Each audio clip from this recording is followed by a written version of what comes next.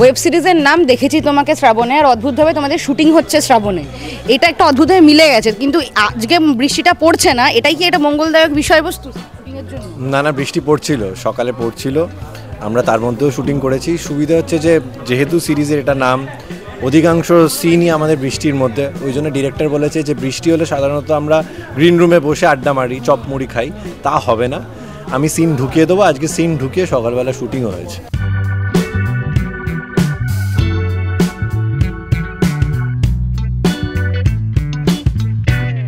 নেহার কি অবস্থা মেকআপ এবং বৃষ্টি দুটো একসঙ্গে ম্যানেজ করতে গিয়ে? অ্যাকচুয়ালি বৃষ্টি তো মানে আপাতত স্টার্ট হয়নি বৃষ্টিতে কোনো সিন, বাট ভীষণ হিউমিডিটি আজকে, তো পুরো চুল ফুল মানে ঘেমে পেতে একাকার, মানে খুব খারাপই অবস্থা, দেখতেই পাচ্ছ। তো যাই হোক, যে জিনিসটা মঙ্গলদায়ক এবং ভালো বিষয় সেটা হলো আদ্যপান্ত প্রেমের গল্প, যেটা এখন প্রায় হয় না বললেই চলে, কিন্তু তাও কয়েকটা সুরিন্দর ফিল্মসেরই গত একটুখানি আমরা ওয়েব সিরিজ দেখেছি। আবার তোমাদেরটা একটা আদ্যপান্ত প্রেমের গল্প, এবং তোমাকে রুক্ষভাবেই দেখছি কিন্তু প্রেমে পড়ে মনে হয় একটুখানি গলছো, এটা কতখানি ভালো মানে প্রেমের গল্প? আই থিঙ্ক সেই আগেকার যে এসআরকে টাইমে যেই প্রেমের গল্পগুলো হতো এখন আর হয় না। হ্যাঁ মানে এখন আর হয় না, সত্যি হয় না। এটা আমরা ডিসকাস ইন জেনারেল করেছিলাম যে এরকম আর হয় না কেন। তো অনেকদিন পর একটা এত মিষ্টি প্রেমের গল্প আসছে, তো আই থিঙ্ক লোকেরা ভালো প্রেমের গল্প হলে নেয়, দেখে, অ্যান্ড ভালোবাসা হওয়া উচিত। কত থ্রিলার মার্ডার এইসবই দেখবে, একটু ভালোবাসাও দরকার লাইফে।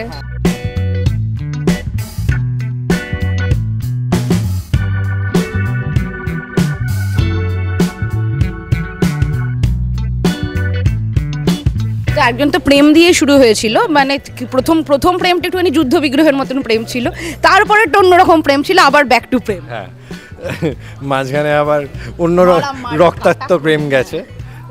হ্যাঁ একেবারেই, নেহা যেটা বলছিল, আমরা ইনফ্যাক্ট যখন ওয়ার্কশপ করছিলাম, আমি অরিজিৎ দা, নেহা, আমরা এগুলো ডিসকাস করতাম যে সত্যি খুব প্যাশনেট লাভ স্টোরি আমাদের এখানে খুব একটা হয় না, স্পেশালি আমরা যখন ইন্ডাস্ট্রিতে এসেছি। So thanks to Surinder films, রানে স্যার, যে তারা বিগত 1 বছর ধরে যে ধরনের কন্টেন্ট করছে আড্ডা টাইমসে, সেগুলো সবই মোরাললেস আদ্যপান্ত মানে প্রেমের গল্প। আমাদেরটাও প্রেমের গল্প, তবে আমি এইটুকু বলবো যে শুধুমাত্র নিছক একটা প্রেমের গল্প না, এর মধ্যে নানান ধরনের শেডস রয়েছে। ও যেটার কথা বললো যে হ্যাঁ এখানেও লোকজন মারা যাবে, হ্যাঁ আমি বন্দুক চালাবো এখানেও, কিন্তু সেটা সব কিছুই প্রেমের জন্য।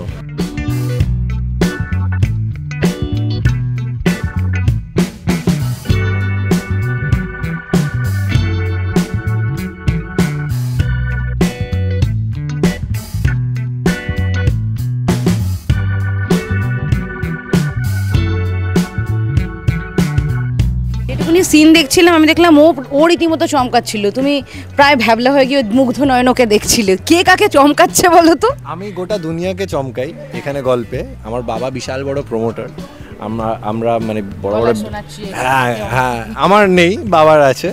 তো হ্যাঁ আমরা চমকাই গোটা পৃথিবীকে, আমিও চমকাই। এনার কাছে এসে আমি থমকে গেলাম। এই রংবাজিটা কেমন লাগে? আর আমি ওনাকে চমকাই, একদমই তাই। আমি ভালো করে চমকে ফমকে একদম, উনি তো আগুন ফাগুন লাগিয়ে দিচ্ছে, এত চমকেছি ওনাকে।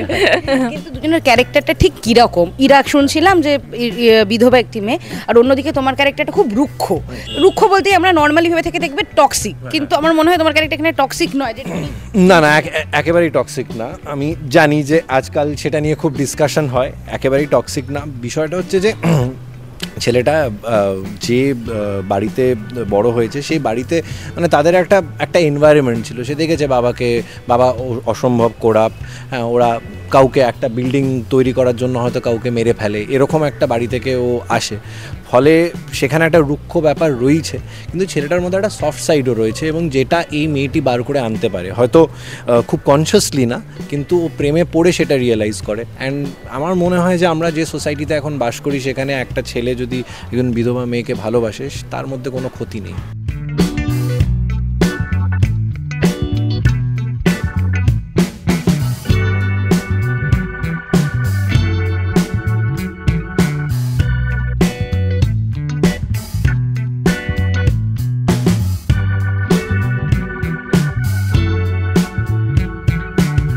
প্লাস্টিক সার্জারিটা করতে কেমন লাগে? প্লাস্টিক সার্জারি হচ্ছে অ্যাকচুয়ালি আমি তো জানি না, ও মানে আমাকে ফার্স্ট সাইটে ওর মানে ভালোবেসে ফেলেছে। আমি ইচ্ছাকৃতভাবে কিছুই করিনি, উল্টো আমি তো বলছি তুমি যাও না, ছড়ে যাও, আমি তোমাকে ভালোবাসতে পারবো না। মানে আমি অ্যাকচুয়ালি আমার হাজব্যান্ডকে একটু বেশিই ভালোবাসি অ্যান্ড কিছুতেই ভোলাতে পারি না। সবাই আমাকে বলে যে তুমি কেন বিয়ে করে নিয়েছো না, এত ইয়াং একটা মেয়ে, but I can not accept অন্য কাউকে ভালোবাসবো বা অন্য কারোর সাথে থাকবো, বিয়ে করব। আমাকে এই ভেসে থাকতেই ভাল লাগে, আর মানে অয়নের চিন্তা নিয়ে, অয়নকে নিয়েই থাকতে ভাল লাগে আর কি। সেরকমভাবে বরং ভেসে থাকো, ভালো থাকো এবং শুটিং করতে থাকো। কিন্তু শেষ করবো, কারণ আপাতত শুটিং পর্ব চলবে, তারপরে যেহেতু গল্পটা আসবে, দর্শকদের যদি একটু টিউন থাকতে বলে দাও। দর্শকদের বলবো যে আপনারা সবসময় আমাদের পাশে থেকেছেন, আড্ডা টাইমসের পাশে থেকেছেন, সিরিজ দেখেছেন। আমার মনে হয় যে ওটিটি স্পেসে আপনারা খুব একটা লাভ স্টোরি দেখেন না, ফলে এই গল্পটা বা নানান ধরনের যে লাভ স্টোরি হচ্ছে আড্ডা টাইমসে, সেগুলো আপনারা দেখুন, ফলো করুন। আমাদেরটা একটু বেশিভাবেই দেখুন, ভালো লাগলে বলবেন, খারাপ লাগলে একদমই বলবেন না। আর এইটুকুই বলার, বাকিটা নায়িকা বলবে। এটা অ্যাকচুয়ালি আমার ফার্স্ট ওয়েব সিরিজ ডেবিউ, তো আমি তো ভীষণ এক্সাইটেড। আই জাস্ট হোপ যে আপনারা আমাদের এই সিরিজটাকে ভালোবাসা দেবেন, দেখবেন আর অ্যাপ্রিসিয়েট করবেন, এটাই আর কি।